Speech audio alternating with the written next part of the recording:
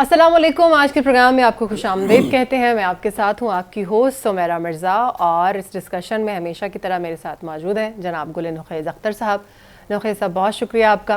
और साथ ही साथ इस डिस्कशन में हमारा साथ देते हैं जनाब मज़हर बरलास साहब भी। मज़हर बरलास साहब, आपका भी बहुत शुक्रिया।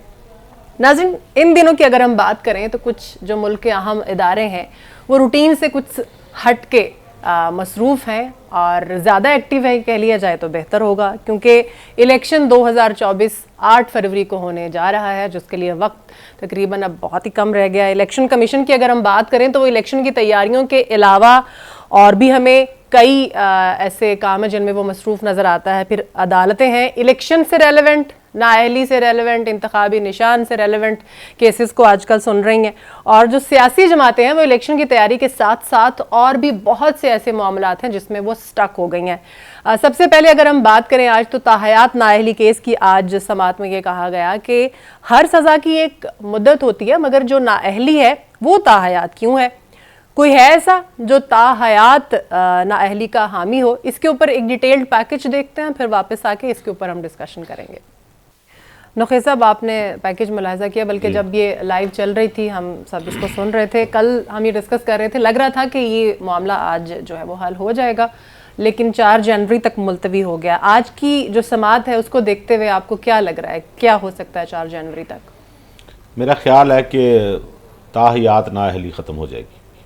ठीक है, उसकी एक वजह है, कुछ चीज़ें हमारी प्रैक्टिस होती हैं, वो बेशक कानून में ना हो जी, लेकिन वो रिवायत का हिस्सा होती हैं, तो उन पे अगर अदालत चाहे तो उस रिवायत को तब्दील भी कर सकती है ना। महज रिवायत होना और कानून का हिस्सा होना, ये 2 मुख्तलिफ चीज़ें हैं। ठीक है। अच्छा, यहाँ जो नाअहली की मुद्दत है, आपने अक्सर सुना होगा उम्र कैद की सज़ा हुई। जी, बिल्कुल बिल्कुल। उम्र कैद की सज़ा भी कोई पूरी उम्र की नहीं होती, उसकी भी एक मुद्दत है।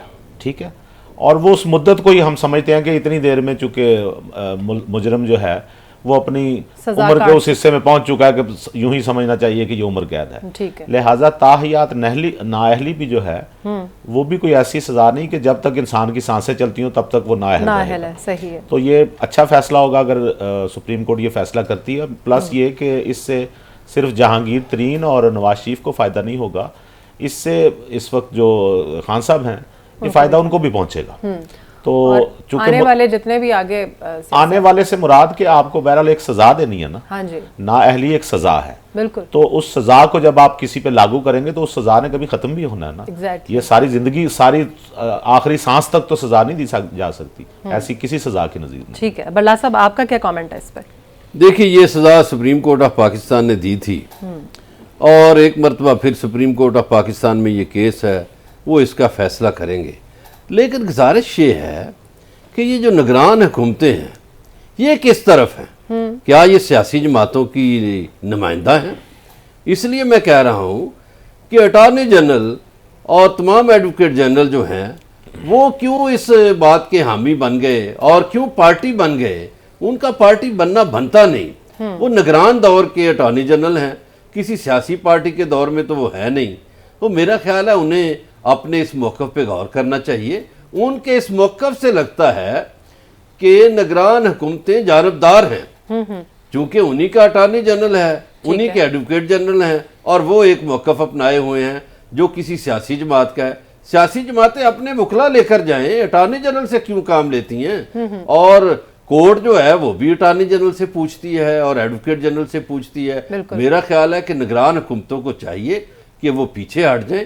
ये सियासी लड़ाई है, और अब जो सियासी लड़ाई है, आपने इब्तदा में कहा कि अदालतों में मुख्तलिफ केसेस हैं। मेरा ख्याल है सियासी लड़ाई अब अदालतों में लड़ी जा रही है। बिल्कुल। और इस अदालती लड़ाई में जो सियासी लड़ाई है, बुनियादी तौर पर निगरान हुकूमतों को चाहिए कि वो अपने आप को साइड लाइन करे, वो किसी की नुमाइंदगी ना करे, किसी की तरफ ना हो, ताकि एक तासर कायम हो सके कि वो गैर जानबदार हैं। नुखैज़ साहब, आपको भी लग रहा है निगरान हुकूमत इस वक्त बायस्ड होने का मुजाहरा कर रही है? नहीं, मुझे नहीं लग रहा। उसकी वजह यह है, एक तो बात यह हुई कि सियासी लड़ाई अदालतों में लड़ी जा रही है। ये कब ये लड़ाई अदालतों में नहीं लड़ी गई? हमेशा ऐसे हुआ। आखिरी फोरम पे आके तो अदालतें भी सियासी हो गई थी, लेकिन ये कहना कि अटार्नी जनरल आजकल भी यही नहीं- तासुर क्रिएट किया जा रहा अटार्नी जनरल को ये नहीं कहना चाहिए था, तो अटार्नी जनरल से तो चीफ जस्टिस ने सवाल किया ना, है। बिल्कुल सही है। उन्होंने उनसे सवाल किया, जिसका जवाब अटार्नी जनरल ने दिया, फिर उन्होंने बाकियों से पूछा, ठीक हो उसका गया। उन्होंने जवाब दिया। या तो शुरू से ही अटार्नी जनरल अपना ये मौकफ लेके बैठे होते तो फिर हम और बात। एजाजुल हक साहब ने हमें ज्वाइन किया है। एजाजुल हक साहब, आपका बहुत शुक्रिया सर, आप हमारे प्रोग्राम में तशरीफ लाए हैं। फरमाइएगा, यहाँ पर हम ये बात कर रहे हैं कि ताहयात नाअहली केस की बात करें। आज जो भी समाअत हुई और चीफ जस्टिस साहब की तरफ से जो भी कहा गया, जस्टिस मंसूर साहब की तरफ से भी जो बातें कही गई, आपको क्या लगता है 4 जनवरी तक इसको मुलतवी किया गया है, क्या फैसला मुतवक्का है? देखिए, फैसला तो सबको मालूम है कि फैसला क्या आना है, क्योंकि फैसला तो पहले हो चुका है। और जब उनको लाया गया है कि भाई उन्होंने इलेक्शन लड़ना है, तो फिर कैसी नाअहली और कैसी बातचीत और कैसी मतलब आप केस जो है वो चले, क्योंकि देखिए 63 2F है मेरा ख्याल में, या 3F है, जिसके तहत ये ताहयात नाअहली का है, वो एक आईनी तरमीम है। जी बिल्कुल। और आईनी तरमीम किसी एक्ट से खत्म नहीं हो सकती, पार्लियामेंट के सिंपल एक्ट के साथ। इसके लिए 2 तिहाई अक्सरियत के इसमें तरमीम करने के लिए, जैसे कि 18वीं तरमीम लेकर आए थे 2 तिहाई अक्सरियत से, उसके अंदर पे बहुत सी तब्दीलियाँ की गई थी, और जो बड़े फख्र से कह रहे थे कि फलां का नाम निकाल दिया, फलां का नाम जो है वो डाल दिया। तो इसी तरह से इस चीज को भी खत्म करने के लिए पार्लियामेंट के एक्ट से ये खत्म नहीं हो सकती, या ऑर्डिनेंस से ये खत्म नहीं हो सकती। इसके लिए आपको आइन में तरमीम करनी पड़ेगी, क्योंकि ये it is part of the constitution.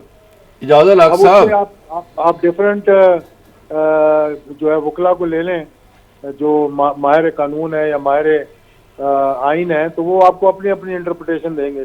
जी इजाज़त हक साहब, मजहर बरलास बोल रहा हूँ। गुजारिश ये है कि ये जो अटार्नी जनरल है या एडवोकेट जनरल जो हैं सूबों के, वो क्यों इलेक्शन एक्ट की हिमायत कर रहे हैं?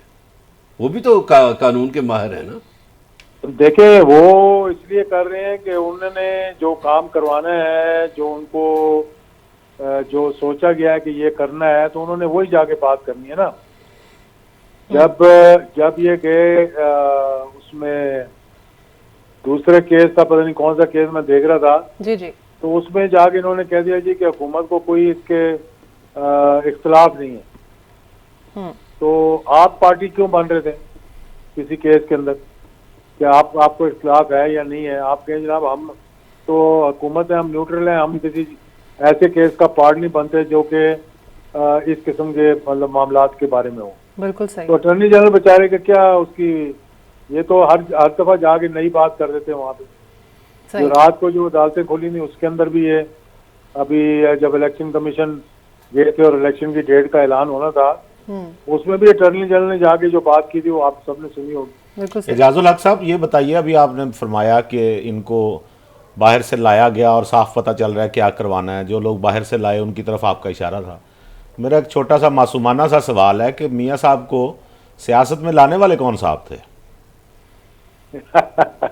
ठीक है, ये अब आप मियाँ साहब की बात कर रहे हैं, आप किसी का भी नाम ले लें, पूछ लें उनको सियासत में लाने वाले कौन से, बगैर किसी के सहारे के कौन आया है। एग्जैक्टली। अच्छा चले, इजाजत जी जी जी जी, मैं बरलाल साहब से सवाल कर रहा हूँ कि आपने मुझसे जो ये सवाल पूछा है, मैंने तो किसी से नहीं कहा कि जो बाहर से लेकर आए हैं, मैं कहा जो बाहर से आए हैं। नहीं, ये सवाल एजाज साहब पूछा था, गुले नुखेज अख्तर साहब ने आपसे ये सवाल। मैं आपसे एक सवाल पूछता हूँ कि बावल नगर की क्या सूरत हाल है? सुना वहाँ तो सब कागजात मंजूर हो गए हैं, कोई पकड़ दकड़ नहीं हुई, ऐसा ही है? नहीं, बावल नगर का मुझे मालूम नहीं, हमारे तो कागजात मंजूर हो गए थे और मुझे नहीं पता किसके रिजेक्ट हुए किसके नहीं हुए। ठीक है, मैंने चेक नहीं किया, मैं इधर से मेरे रिजेक्ट हो गए थे इस्लामाबाद, तो मुझे आना पड़ा था आज, अपील दायर की आज। ठीक है। अच्छा एजाजुल हक साहब, पीटीआई का इंतखाबी निशान जो है उसके बारे में आपका एनालिसिस क्या कहता है? वापस मिल जाएगा या फिर किसी और निशान पे लड़ेंगे, या जो ये कह रहे हैं कि जी हमारे पास प्लान बी और सी भी है, प्लान बी और सी की तरफ जाएंगे? देखिए, ये तो मैं कुछ नहीं कह सकता, मुझे इतना मालूम है कि ये जो पूरा प्रोसीजर होता है इंट्रा पार्टी इलेक्शन का, ये हर 3 साल के बाद होते हैं। अब किसी ने मुझे कहा है ये, मैंने इसकी तस्दीक नहीं की, शायद आप कर सकें जी जी कि पीटीआई के इलेक्शन 2 साल पहले हुए थे इंट्रा पार्टी। जी जी उनके 3 साल पूरे नहीं हुए, तो फिर 3 साल जब पूरे नहीं हुए तो दोबारा उनको इंट्रा पार्टी क्यों करवाने पड़े, पहली बात। दूसरी बात, इंट्रा पार्टी इलेक्शन जो है वो कलादम करार हो गए थे जैसा, वो जो पहले हुए थे उस पे एतराजात लग गए थे। अच्छा, तो फिर अब जो हुए ना, ये मैं इस बात की तस्दीक करता हूँ कि इंट्रा पार्टी इलेक्शन एक दिन में ऐसा नहीं हो सकते कि सुबह आप ऐलान करें और शाम को रिजल्ट आप दे दें। इसके लिए एक बहुत लंबा प्रोसीजर है, बिल्कुल जो सही। फॉलो करना पड़ता है, आपको अखबारात में देना पड़ता है, आपको एक पूरा रजिस्टर जो है वो कायम करना पड़ता है, एग्जैक्टली आपको इलेक्शंस के नॉमिनेशंस के लिए डेट देनी पड़ती है, दाखिला होता है, बकायदा एक प्रोसीजर है इलेक्शन करवाने का। हमें जाहिर है बिल्कुल, अगर उस प्रोसीजर के तहत नहीं होंगे फिर एतराजात भी लगेंगे और कलअदम भी होंगे। एजाजुल हक साहब, आपकी मौजूदगी का फ़ायदा उठाते हुए पूछना चाह रही हूँ, मौलाना साहब जो हैं, मौलाना फजल रहमान साहब, वो पिछले काफ़ी दिनों से हम देख रहे हैं कि वो कुछ दिनों बाद एक बात कर देते हैं, अब फिर वो यही कह रहे हैं कि इलेक्शन होते हुए दिखाई नहीं दे रहे हैं। आपको लग रहा है इलेक्शन हो जाएंगे टाइम पे? मुझे तो लग रहा है पूरी तैयारी है हमारी कि 8 फरवरी को हो जाने चाहिए, क्योंकि ये पता नहीं पत्थर पे लकीर है या लकीर पे पत्थर रखा हुआ है। सही है। जो भी है दोनों में से ये मैं नहीं समझता कि ये रेत की लकीर बनने देंगे वो। और लेकिन मतलब ये कोई ऐसा नहीं कहना चाहिए कि पत्थर पे लकीर है, क्योंकि बहुत सी चीजें ऐसी हैं जो कि डिले हुआ, जिसकी वजह से जी जी अब आप देख लें कि सैकड़ों लोग जो है वो जा रहे हैं इसके लिए, जो जिन्होंने अपीलें दायर कर दी। जी बिल्कुल बिल्कुल, जाहिर है काफी सारे लोगों की एक एक अदालत के अंदर अगर मतलब एक एक अपील का, मुझे 4 तारीख मिली है, पता नहीं कितने लोगों को 4 तारीख मिली है। ऑब्वियसली बिल्कुल, यहाँ से और भी लोग, टाइम भी कम है और इस कम टाइम में उन्होंने सारी एप्लीकेशन, हो सकता है मतलब हफ्ता 2 हफ्ते 3 हफ्ते अगर इसमें आगे पीछे हो तो कोई क़यामत नहीं आ जाएगी। इलेक्शन तो असल में आइन के मुताबिक तो हो ही नहीं रहे 90 दिन में तो हो ही नहीं रहे, फिर चाहे पत्थर पे लकीर जो है वो लगे चाहे ना लगे, जो लकीर है वो 7 नवंबर की होनी चाहिए। बिल्कुल सही कहा आपने। एजाजुल हक साहब, आपको बहुत शुक्रिया सर, आपने हमें वक्त दिया। नुखै साहब, एक तो आप बात कर रहे थे, अगर वो कंप्लीट करना चाहें वो भी, और मेरा भी यहाँ पर एक सवाल है कि मजहर बड़लास साहब ने जब ये बात की कि सुप्रीम कोर्ट ने ये सज़ा दी थी और अब दोबारा से ये केस जो है वो सुप्रीम कोर्ट में ही है, क्या ये महज इत्तफाक है कि 2018 में जो सज़ाएं हुई वो सारी अब जो है वो ख़त्म हो रही हैं? नवाज शरीफ साहब के गलत थी, नहीं इंतकाम था तो वो इंतकामी सजाएं थी, सबूत नहीं मिले, वो ख़त्म हो गई। आपकी बात का तो ये जवाब है। 5 साल बाद ख़त्म हुई? पहले होनी चाहिए थी, ऑब्वियसली मैं कह रहा हूँ पहले होनी चाहिए थी, नहीं हुई, 5 साल बाद हो गई। गलत हुआ लेकिन इंसाफ मिल गया, ठीक हो गया। दूसरी बात जो अभी एक बात हुई है ना कि आइन में चूंकि दर्ज है कि ये 62F का जो मामला है 62, 63 का, जी जी जी, तो चूंकि आइन में है तो इसमें तो कोई एक्ट नहीं, उसको कानून को तब्दील नहीं किया जा सकता, ये आइनी तौर पे तरमीम लाई जा सकती है। अच्छा, इसमें एक बात याद रखें, मैं आइनी माहिर तो नहीं, लेकिन एक छोटी सी आपको बात बता दूं, ऐसी जगहों पे कुछ आप रिस्ट्रिक्शंस जो है ना उनको आप इसलिए भी नज़रअंदाज करते हैं कि उसका जिक्र नहीं होता। मसलन इसमें ये जिक्र नहीं कि उनको सादिक और पक्का सादिक और अमीन होना चाहिए, जी जी जी, उसके लिए हम एक लफ्ज़ इस्तेमाल करते हैं कि एक नॉर्मल इंसान होना चाहिए जिसने कोई बहुत बड़े झूठ ना बोले हों, जिसने कोई बहुत बड़ी ख़यानत ना की हो। इस मेरा ज़ाती ख्याल है कि इसमें ये आइन की तरमीम से हटकर भी, और ये तो हो ही नहीं सकता। मैंने आपको बताया, मुझे लगता है ये आइन में जब ये तरमीम डाली, ये शेक डाली होगी, उस वक्त भी उनके ज़हन में यही होगा कि एक नॉर्मल मुसलमान होना चाहिए। हाँ जी, क्योंकि वो तो उस कैटेगरी पे तो कोई पूरा ही नहीं उतर सकता। लेकिन अब उसके अकॉर्डिंग जब केस बना, सजा हुई, तो अब ये ज्यादा नजर में आ गया। वो नहीं, ज्यादा नजर में उस वक्त आया जब एक ऐसे शख्स को कहा गया जिसका माजी इस बात का गवाह था कि वो ऐसे नहीं है, ठीक है, इसलिए वो नजर में आया कि ये किसको कह दिया, इसलिए ज्यादा नजर में आ गई। बल्कि आज तो बल्कि सुप्रीम कोर्ट ने भी कहा, उन्होंने एतजाज हसन की एक उस पे उन्होंने वो मिसिंग पर्सन्स की हुई है ना ये, जी जी बिल्कुल, तो उस पे उन्होंने कहा कि जी ये जो आप केस को सियासी बनाना चाह रहे हैं, यानी उसमें अदालत ने कहा कि आपने शेख रशीद को भी मासूमों की फहरिस्त में डाल दिया कि उनको चूंकि थोड़ा सा साइड पे किया गया था कुछ दिन पहले, तो इसका मतलब है उनकी गुमशुदगी भी आपने उसी खाते में डाल दी। बिल्कुल सही। अच्छा मजहर बड़लास साहब, आज की जो हेयरिंग हुई है इसमें जस्टिस मंसूर साहब ने एक लाइन कही है, उसकी तरफ आपकी तवज्जो दिलाना चाहूँगी। उन्होंने ये कहा है कि कत्ल और गद्दारी में भी इलेक्शन लड़े जा सकते हैं। तो ये आजकल तो फिर बड़ा फिट बैठ रहा है, जो बहुत ज़्यादा लोग ये कह रहे हैं कि जी उन्होंने मुल्की तनसीबात के ऊपर हमला किया और वो एंटी स्टेट काम किया तो वो इलेक्शन कॉन्टेस्ट नहीं कर सकते हैं। तो ये गद्दारी फिर उसी जुमरे में नहीं आती? देखिए, उन्होंने रिमार्क्स दिए हैं, ये एक बात एजाजुल हक ने बड़ी टेक्निकल की है। देखिए, एजाजुल हक मुतअद्दिद मरतबा वफाकी वज़ीर रहे हैं, जी जी, पार्लियामेंट का हिस्सा रहे हैं और एक सियासी पार्टी के सरबराह हैं। उन्होंने जो टेक्निकल बात की है वो किधर जाएगी? वो टेक्निकल बात ये है कि कोई एक्ट जो है वो आईनी तरमीम को ख़त्म नहीं कर सकता।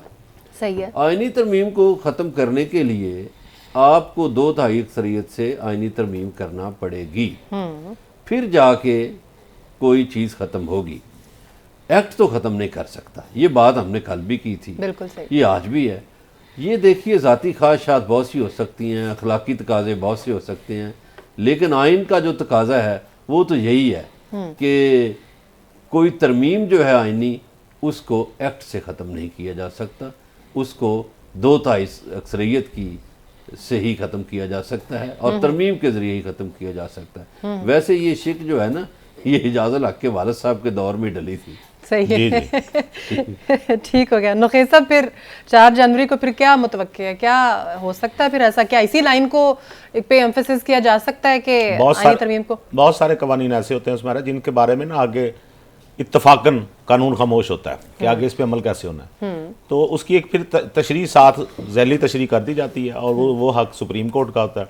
आपको याद होगा जब आर्मी चीफ थे कमर जावेद बाजवा, जी जी, तो उस वक्त भी एक्सटेंशन के वक्त एक कानून का मसला बना था, ठीक है, जिसपे सबने वोट दिए फिर, जी जी, ठीक है। तो उसमें भी एक, क्योंकि ये पता ही नहीं था कि इसको कैसे किया जाए, हल कैसे किया जाए, मसला कैसे हल होगा, बिल्कुल सही है। तो अब वो कानून का हिस्सा बन गया। इसी तरह ये भी जो आईनी तरमीम है, तरमीम वैसे ही रहे, लेकिन इसमें कोई ऐसी आप एक्ट के जरिए कुछ उसकी तशरीह में ऐसा कर सकते हैं जिससे ये पता चले कि यार ये एक नॉर्मल इंसान के लिए। नुखैर साहब, हमें रफ़ीक रजवाना साहब ने ज्वाइन किया है, पाकिस्तान मुस्लिम लीग नून के बड़े सीनियर रहनुमा है। रफ़ीक रजवाना साहब, आपका बहुत शुक्रिया सर, वक्त दिया आपने हमें। डिस्कशन हो रही है पिछले कई दिनों से कि पाकिस्तान मुस्लिम लीग नून जो है वो टिकट्स के मामले में जो है वो बेबस हुई हुई है और सरदर्द बन गया ये मामला PMLN के लिए, और अंदर ही अंदर बहुत सारी खिचड़ी पक रही है। या सादिक साहब हैं, रोहेल असगर साहब हैं, तलाल साहब हैं, इनके इश्यूज चल रहे हैं और कुछ सीट एडजस्टमेंट के भी हैं। थोड़ा इसको एलैबोरेट कर दीजिएगा, ये क्या वाकई हो रहा है तो फिर क्या रीजंस है इसकी, कैसे सॉर्ट आउट होगा? वो आप अगर सवाल को मजीद बेहतर कर सकती है, खिचड़ी तो कोई नहीं पक रही है, पता नहीं कहाँ से नजर आ रही है उससे पहले 2 अल्फाज जो बोले उससे भी मुझे माजरत के साथ इत्तफाक नहीं है। आप अंदरूनी कहानी पूछ लेते। बात यह है जी कि इतनी बड़ी पार्टी है, हजारों उम्मीदवार है, ठीक है, कुछ जगह पे हल्के ऐसे आ गए हैं कि वो रद्द-बदल ऐसा हो गया है कि हमारे दोनों ही उम्मीदवार जो हर दफा जीतते हैं, जैसे आप अयाज सादिक साहब और शेख रोहेल असगर की बात कर रहे हैं, तो पार्टी की जो क़यादत है उसके लिए बड़ा एक इम्तहान होता है। सही, दोनों हमारे लिए बड़े इंपॉर्टेंट है, तो वो एक हमारा इनसाइड इंटरनल एक मैटर है, इंशाल्लाह रिजॉल्व हो जाएगा मियां नवाज शरीफ साहब की क़यादत में। वो बंदे को मतलब मनाने में माशाल्लाह अपने प्यार मोहब्बत से बड़े माहिर हैं। तो हमारे दोनों ही जो जिन हमारे दोस्तों का नाम लिया वो भी हमारे लिए इंतहाई काबिल एहतराम है, पार्टी का सरमाया है। तलाल चौधरी पार्टी का सरमाया है, वहाँ पे गालबन मेरा ख्याल है उन्होंने PTI के पुराने बंदे को जिसने छोड़ी थी, नवाब वसीर है कौन है, उनको शायद वादा कर बैठे। तो अल्लाह करेगा इंशाल्लाह सूरत हाल बेहतर हो जाएगी। ना ही कोई खिचड़ी पक रही है ना कुछ हो रहा है, बल्कि सबसे ज्यादा हम तो चाहते हैं रफ़ीक रजवाना साहब कि ये खिचड़ी ना पके और ये मामलात जो है अंदरूनी मामलात अंदर ही हल हो जाएं, लेकिन अब ये बातें बाहर आना शुरू हो गई तो डिस्कस तो होंगी ना। तुम्हारा एक सवाल मैं करूंगा। जी जी रफ़ीक रजवाना साहब, एक सवाल आपसे है कि 2 सवाल करें सर बड़ी मेहरबानी। सीट एडजस्टमेंट कुछ हो रही है आपकी किसी पार्टी के साथ पंजाब में? बात ये मैं तो मुल्तान बैठा हूँ जी, ये पार्टी की जो वहाँ आप मेरे शहर में बैठे हैं रजवाना साहब जी क्या कहा जी? आप मेरे ही शहर में बैठे हैं। आपका शहर है जी, माशाल्लाह बड़ा प्यारा और मोहब्बत भरा। सीट एडजस्टमेंट के बारे में कोई खबर हो आपके पास?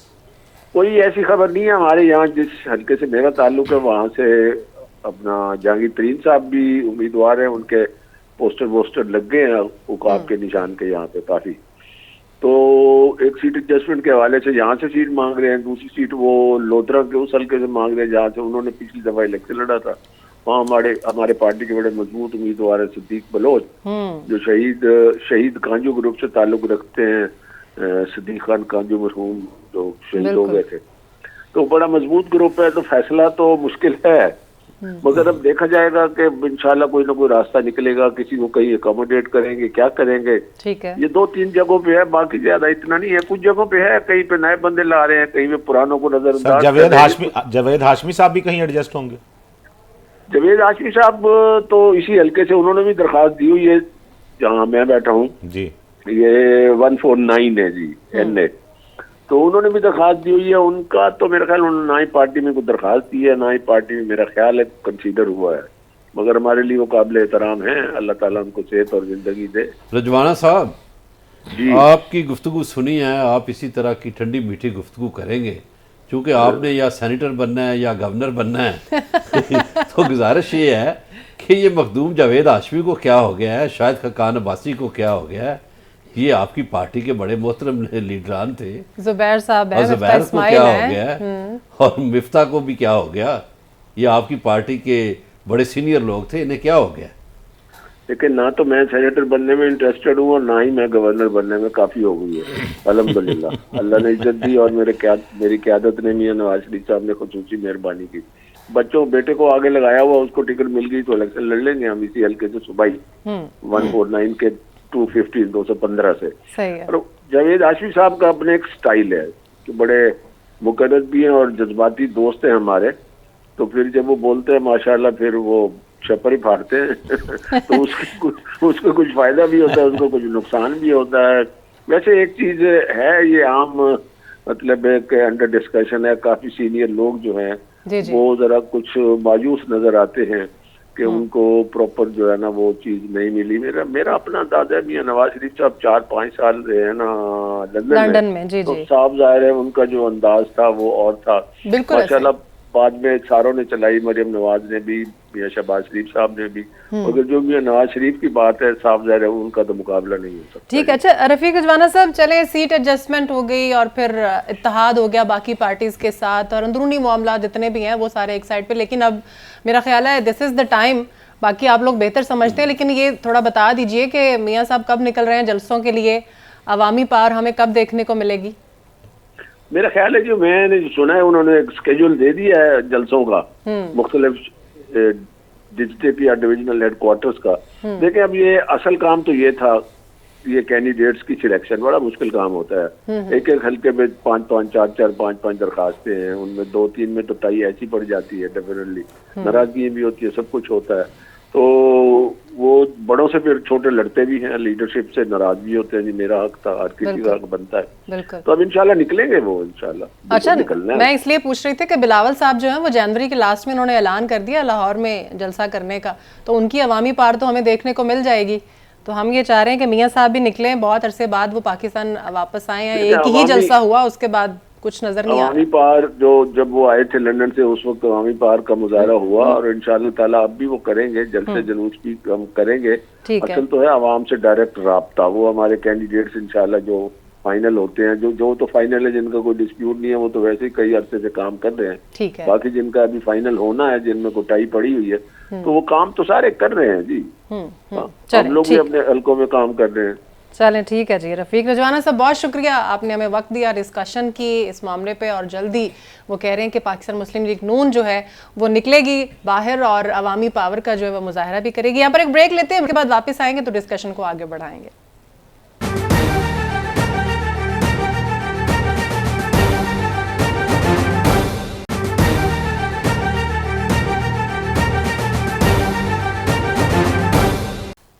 ब्रेक के बाद हाजिर हैं।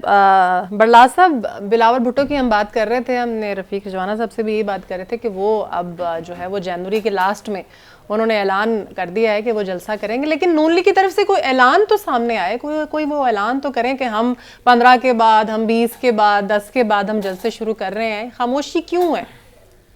वो रजवाना साहब ने ठंडी मीठी गुफ्तगू की है ना, बाजी कर रहे हैं जी, कर रहे हैं जी, फलां कर रहे हैं जी, कर रहे हैं। बाकी पार्टीज भी वो जोड़ तोड़ में लगी हुई, लेकिन साथ साथ जलसे कर रहे हैं। हुआ नहीं, आपने हालांकि उनको सीट एडजस्टमेंट के हवाले से बहुत पूछा जी और सीट एडजस्टमेंट के हवाले से ज़ाहिर है सियासी प्रेशर भी है उन पे।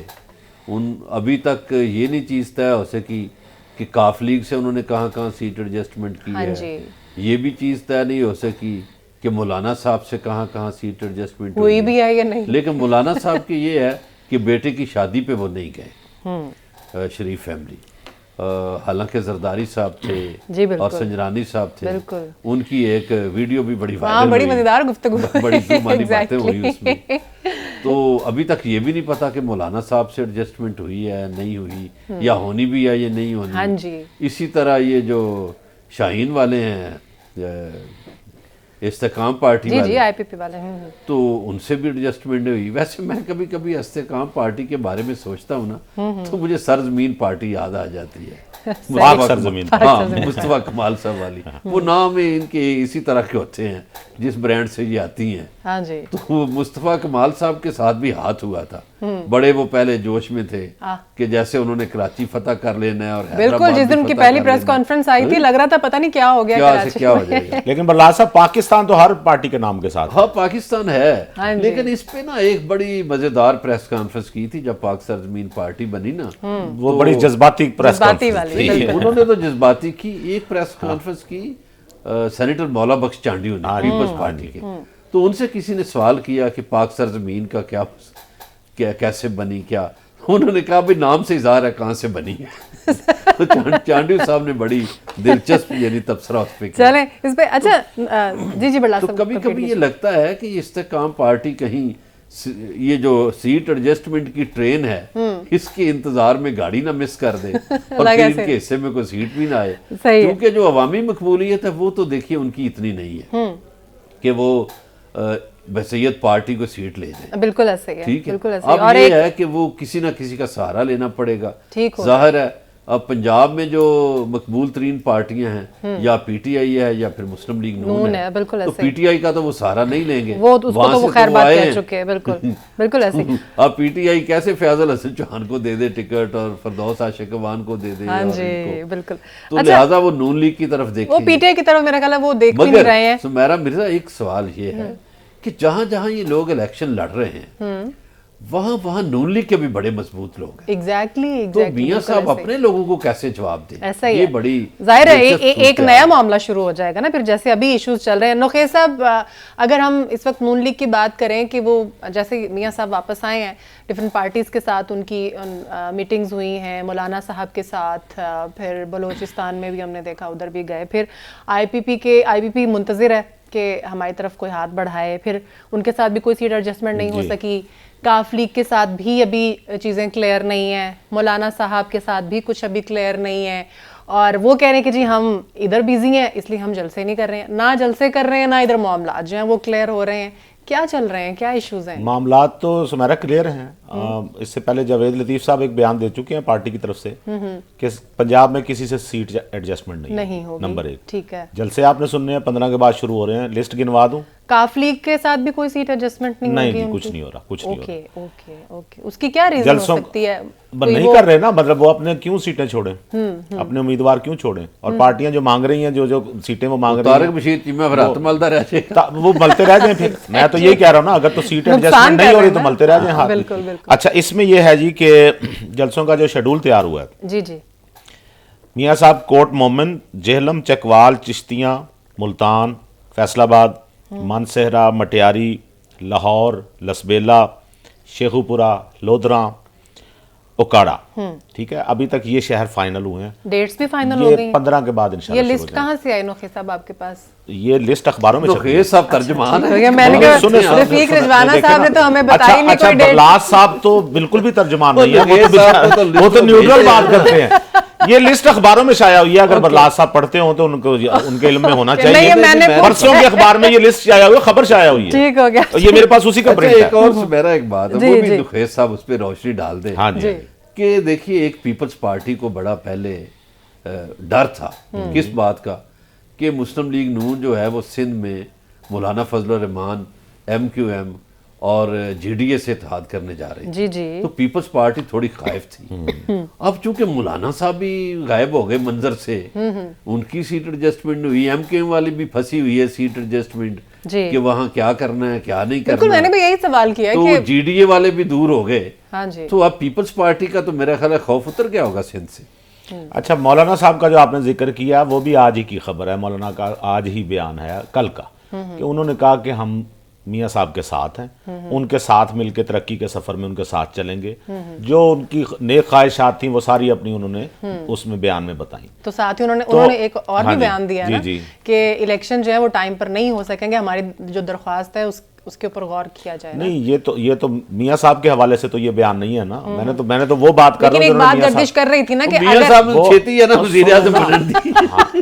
इस तरह से रिलेट किया जा और सकता परे है। लोग वो बड़ा जरूरी है। किसको नहीं होती जल्दी, और जो कायद होते हैं 2018 में भी किसी को शेरवानी पहनने की बहुत हाँ, जल्दी ये थी। बर्तन पे लाके आने शेरवानी लग सिल रही है गई तो थी। मौलाना और दूर शेरवानी सिल गई थी। वो तो मतलब मीनार पाकिस्तान पे जो स्पॉन्सर्ड जलसा हुआ था हाँ जी। वो तो उसी वक्त सिल गई थी ना। उसी जिस वक्त। अच्छा, साल लेकिन वो लोग नहीं, बड़े नहीं, शर्मसार हुए सुमेरा। और यहाँ जो- पुरानी शेरवानियां लटक अच्छा, रही है कबर्ड्स में, है जो- नफीस साहब। अच्छा, वो लोग बड़े शर्मसार हुए जो कहते थे कि कोई टूटी हुई शेरवानी का बटन भी नहीं देगा। वाह वाह ठीक वाह है? वाह, अब वो साहब। खुद टूटी हुई शेरवानी का बटन बन चुके हैं।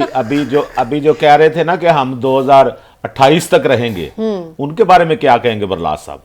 उनके कहे हुए का क्या हाल हुआ? नहीं, इलेक्शन होगा। नहीं इलेक्शन जो नहीं, जीतेगा। अच्छा, कैसे आराम से बात बदल दी। देखिए। उसी जोश से कहेंगे नहीं, बात। इलेक्शन से जिस होना जोश ना। से आपने पहली बात नहीं, कही है, नहीं, देखिए। बोलो नहीं लोग ऐसा वो आपको जो क्या कहते लगता है थे, 2018 के इलेक्शन के बाद सीधा 2028 वो तक तो जाते हैं। पाकिस्तान एक जमहूरी मुल्क है भाई, वो तो- जमहूरियत का तकाजा है इलेक्शन। जो इलेक्शन में जीतेगा नहीं, वो नहीं, आगे नहीं, वो- बाकी हर किसी वो की तो ख्वाहिश अपनी- होती है अपनी कि मुद्दत मैं में- 15 साल रहूं, मैं 20 साल रहूं। मियां साहब तो अमीरुल मोमिनीन बनना चाहते थे। नहीं, वो जो कहते थे 2028 तक हम ही होंगे, हाँ जी। वो तो दरमियान में अदम एतमाद आई तो वो तो उड़ गए। वो उड़ गए। तो और कहाँ जो गया अमीरुल उनका दावा? मोमिनीन बनना कहाँ चाहते थे, गया वो उनका भी ना दावा? बन सके। पहले उनका आपने तो बता दिया ना उन्होंने मियां साहब, साहब रहा का। तो कोई भी अब नहीं। दूसरी तरफ भी जरा उतने जोश से बताएं कि उनका दावा कहाँ गया। रहा तो तंज कोई भी करना नहीं। बड़ा आसान है।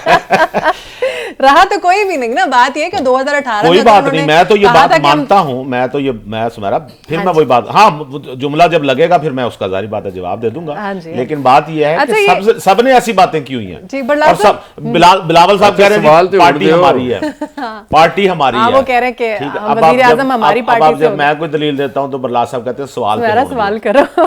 चलो दलील चलो आपने जी, देनी मैं रुक है जाता ना। हूं, गुस्सा कर गए। बरलाल साहब, परवेज खटक साहब को कहाँ देख रहे हैं आप? जैसे आईपीपी बिल्कुल ही लावारिस हुई हुई है परवेज ऐसे। खटक साहब का मेरा ख्याल है मुस्तफा कमाल की तरह के हाल है। अच्छा, उनका एक शॉर्ट है बरलाल साहब, वो सुन लेते हैं वो क्या कह रहे हैं, फिर आपसे बात करते हैं इस पे। पार्टी से सीट एडजस्टमेंट नहीं कर रहा। हर पार्टी का अपना अपना मंशूर है। ये अजीब बात होगी कि मेरी सोच और है, मेरा मंशूर और है, दूसरी पार्टी का और मंशूर है और मैं सीट एडजस्टमेंट करूंगा। एक हलके में मैं उसके हक में बात करेंगे हमारे लोग, एक हलके में मुखालफत बात करेंगे। तो ये तो धोखा है। यही तो मुल्क का बेड़ा गर्क हुआ है कि हम मंशूर देते हैं, प्रोग्राम देते हैं और बीच में कुछ और कर जाते हैं, इलेक्शन के बाद उसे भूल जाते हैं। तो ये तो कौन सी सियासत है? ये तो फिर इसके मुल्क के लिए मेरे ख्याल में ठीक बात नहीं है। लोग बेवकूफ़ नहीं है। जी बरलाल साहब, अब कहिए। जनाबे वाला परवेज खटक साहब, अच्छा मैं पहले इनकी आपको ज़हनी हालत बताऊं। अभी मेरा ख्याल है 2-2.5 साल पहले ये जब वज़ीर दफ़ा थे तो इस्लामाबाद में ऐसा हुआ कि एक शादी में मैं भी शरीक था। जी जी। तो अमीन फ़हीम साहब के जो भतीजे हैं वो आके साथ बैठे हुए, तो मैं उनके साथ अमीन फ़हीम साहब की बातें कर रहा था। ठीक है। और जब मैंने उनका नाम लिया अमीन फ़हीम का तो वो बड़े हैरान हुए, कहने लगे ये तो हमारा घरेलू नाम है। मैंने कहा मैं इसी नाम से। तो ये आ गए परवेज खटक। तो मेरे कान में कहता है कि यार ये फलां की शादी नहीं है। मैंने कहा नहीं, वो तो और जगह पे है। अच्छा, फिर मुझे कहता अच्छा अब तरीकाकार ये करो कि यार मेरे साथ चलो, सिगरेट पीने का बहाना करते हैं और मुझे यहाँ से निकलते हैं। और आपकी इस पार्टी ने उन्हें वजीर आला केपी के बनाया था। ये भी ध्यान में रखें। नहीं, ये उसके बाद ये हालत हुई है इनकी नौखेज साहब। उनके बाद ये उसके बाद ये हालत। ब्रेक लेते हैं नाज़रीन, ब्रेक वापस आएंगे तो यहीं से कंटिन्यू करेंगे। आप हमारे साथ रहिएगा।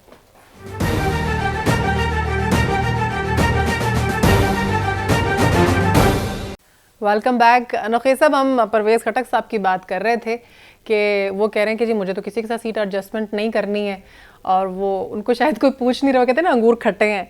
परवेज खटक और अलीम खान पार्टी का स्टेटस क्या देख रहे हैं इन इलेक्शंस में? वाइप आउट होते तो नहीं नजर आ रहे हैं? अच्छा, ये कितना आसान है जब कोई किसी पार्टी के साथ होता है तो उसको आला मुकाम उसको वजीर आला तक बना दिया जाता है, लेकिन जो ही अगर वो पार्टी के अंदर ना रहे तो दुनिया जहान की बुराइयां में उसमें नजर आनी शुरू हो जाती हैं। हाँ जी। वो एकदम से हमारी नज़रों से गिर जाता है, वो हमारे तमस्खर का निशाना बन जाता है, और फिर हम कहते हैं ये है क्या? जुल्म है वैसे। ठीक है, नहीं जुल्म तो है।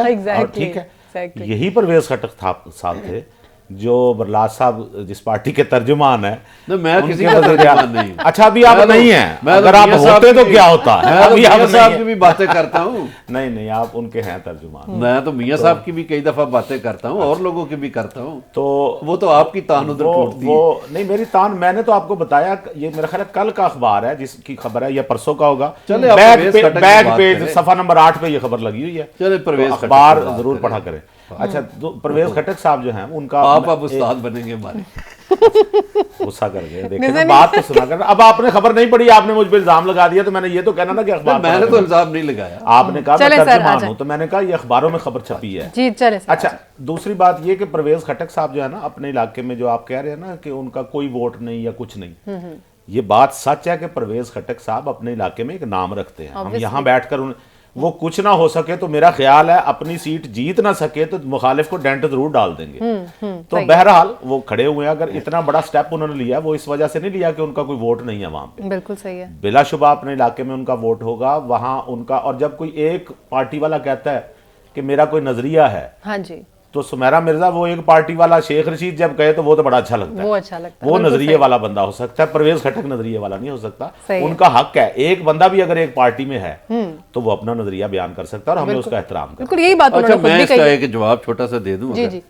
गुजारिश ये है कि एक जमाने में ना पीपल्स पार्टी से जो कोई जाता था तो वो बिल्कुल जीरो हो जाता था। सियासी पार्टियां लोगों को बनाती हैं। अच्छा, मुस्लिम लीग नून के अंदर भी आप देखें कि चौधरी निसार अली खान बड़े लीडर बने हुए थे, जी बिल्कुल। लेकिन जब उन्हें टिकट नहीं मिला तो फिर वो हार गए।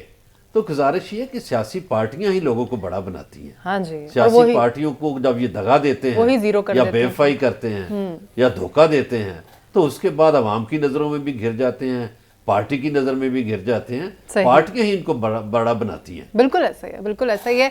आगे बढ़ते हैं, अगला टॉपिक डिस्कस करते हैं। बैरिस्टर गौहर साहब जो हैं वो ये कह रहे हैं कि मैदान नहीं छोड़ेंगे, अंडर 19 के साथ भी लड़ेंगे। तो उन्होंने वही बात की है कि बल्ले का निशान अगर नहीं भी मिलता है तो नहीं ना मिले तो नहीं लेंगे, किसी और जो निशान है उसके ऊपर इलेक्शन लड़ेंगे और इलेक्शन का बायकॉट हरगिज नहीं करेंगे। क्या कह रहे हैं वो, सुन के वापस आते हैं। सरेआम लोगों को रोका गया, उनको मारा गया, उनको हाथ डाला गया, उनको डाइवर्ट किया गया। तो ये तो प्रोसेस, मैं समझता हूँ कि ये प्रोसेस अब लॉ को डाइवर्ट करने के मुतरादिफ।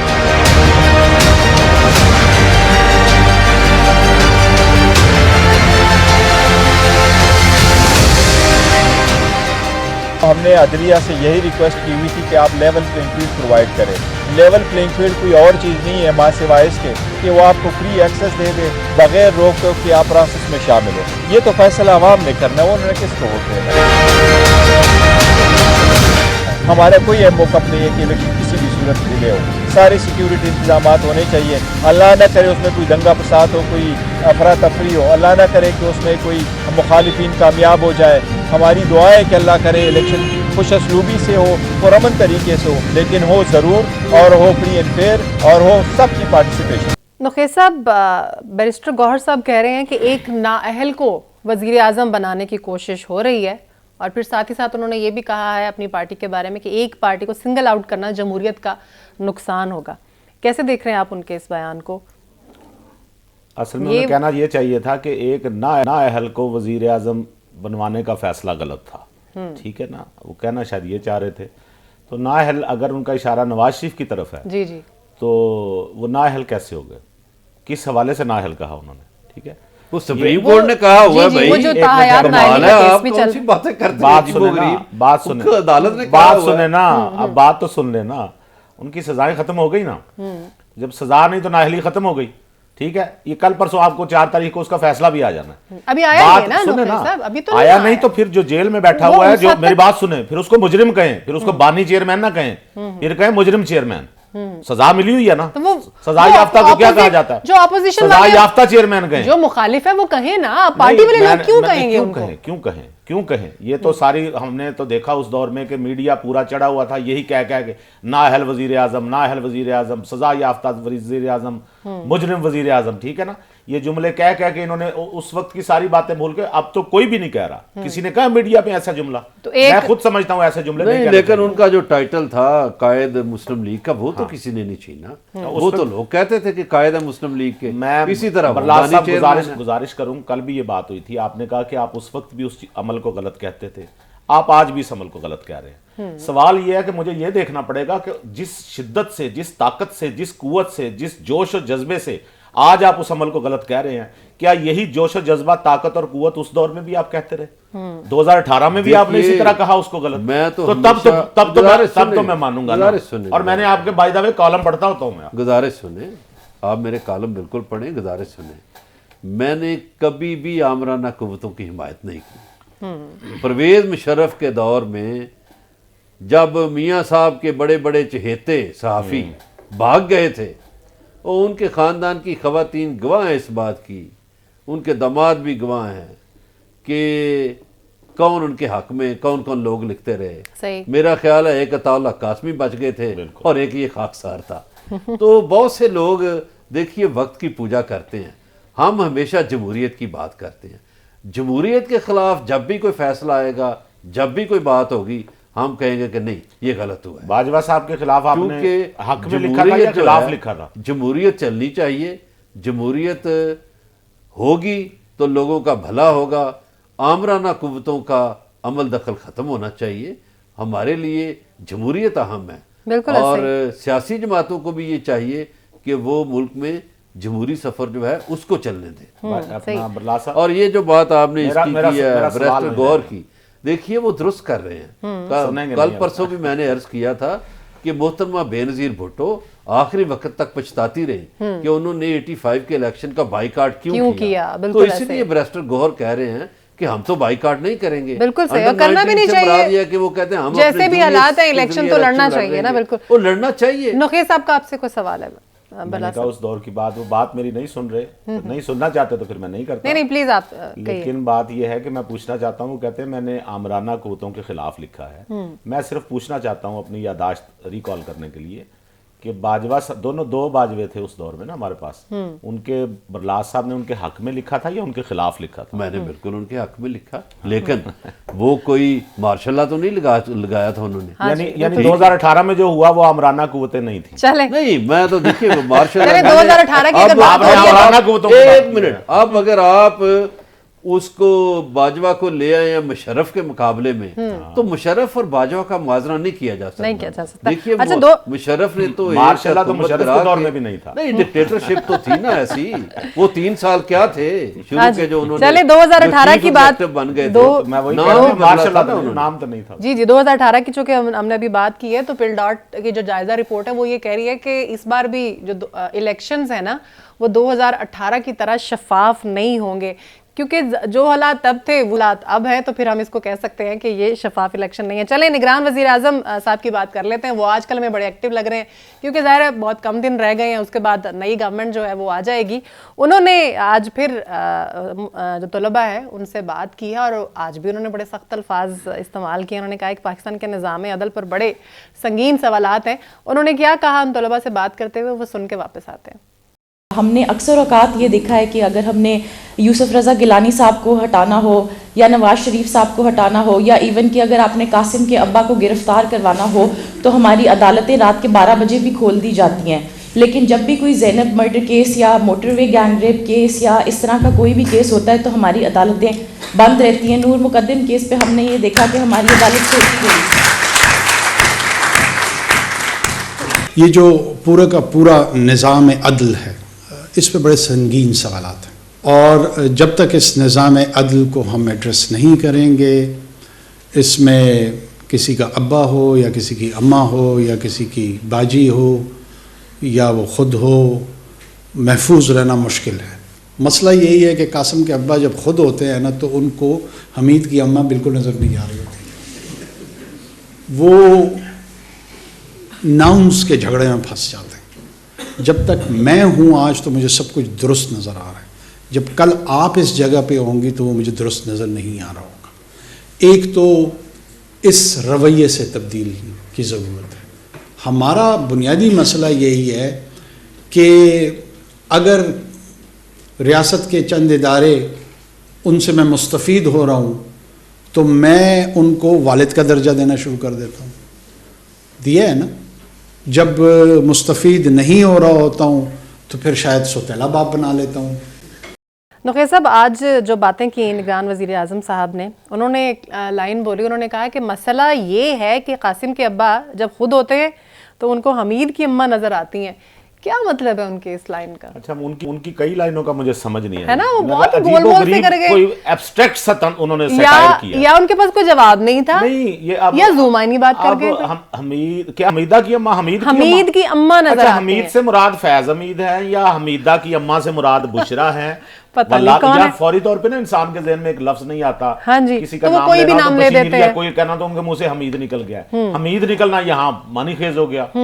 अच्छा, हमीदा की अम्मा वो क्या है, ऐसे कुछ, और वो सास वाली बात भी उन्होंने की। बिल्कुल ऐसा ही है। तो उनको चाहिए कि जो स्टूडेंट्स, वो असल में होता ही है कि वज़ीर आज़म साहब बैठे हैं ना, हाँ जी, तो वो स्टूडेंट्स के लेवल की बात नहीं कर रहे। बिल्कुल ऐसा ही है। सवाल स्टूडेंट की तरफ से आ रहा है, वज़ीर आज़म साहब आगे कुछ और तरह की गुफ्तगू कर रहे हैं। वैसे मुझे ये अजीब व गरीब गुफ्तगू लगी है, अजीब उलझी हुई, और परत दर परत उसमें मफाहिम निकालते रहे। वो होता है ना हमारा एक तजरीदी अफसाना, जी जी जी, तो उसमें फिर हम अपनी जोर लगाते हैं कि मतलब इसका क्या निकला। जस्टिस सिस्टम पे भी वो बात करते हैं, लेकिन एक बात तो उन्होंने, मुझे नहीं लगा कोई मुतासर को उन्होंने जवाब। ठीक है, बरला साहब, उन्होंने ये कहा है कि जब मुस्तफिद नहीं हो रहे होते तो सौतेले बाप का दर्जा दे देते हैं, और जब इदारों से मुस्तफिद होने वाले हैं वो उनको अपना बाप बना लेते हैं। फिर ये बातें तो फिर सबके ऊपर ही लागू होती हैं, तमाम पार्टीज के ऊपर लागू होती हैं, किसी एक पार्टी पे थोड़ी होती है। अच्छा जी, काकड़ साहब के लिए एक तजवीज़ है कि काकड़ साहब तालिब इल्मों के जवाब देने की बजाय बलूचिस्तान के जो मज़ाहिरीन हैं उनके साथ मुज़ाकरात करें। देखिए, तलबा के साथ बात करते वो बात करते हैं तो उनके साथ जाके करें ना। बिल्कुल, कि बहुत से लोग गए, गुज़श्ता रोज़ पिछली जो बलूचिस्तान हुकूमत थी उनकी तर्जमान फराज़ीम शाह भी गई, तो वो जो डॉक्टर साहब हैं उन्होंने कहा भी आप किस सैयद में आ गई हैं, आपसे हम क्यों बात करें।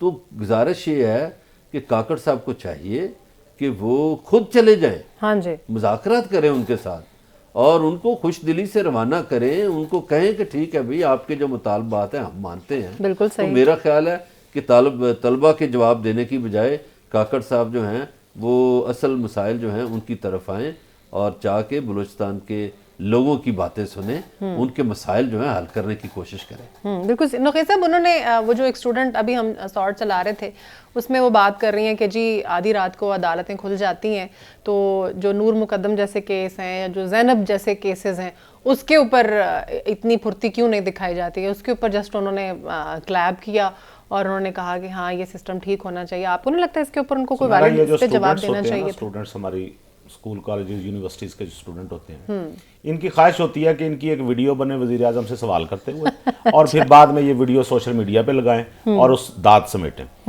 बात ये है कि ये कहना कितना आसान है कि जी अदालतें रात को क्यों नहीं खुलती। नूर मुकद्दम केस में जब वो गिरफ्तार हो गया, बंदा गिरफ्तार हो गया, वो अयाज अमीर वाला जो केस है उनके बेटे वाला, वो भी सजा वो गिरफ्तार हो गया। अच्छा, वो गिरफ्तार हो गया, लेकिन हमें चाहिए हम अदालत रात को खोल लें।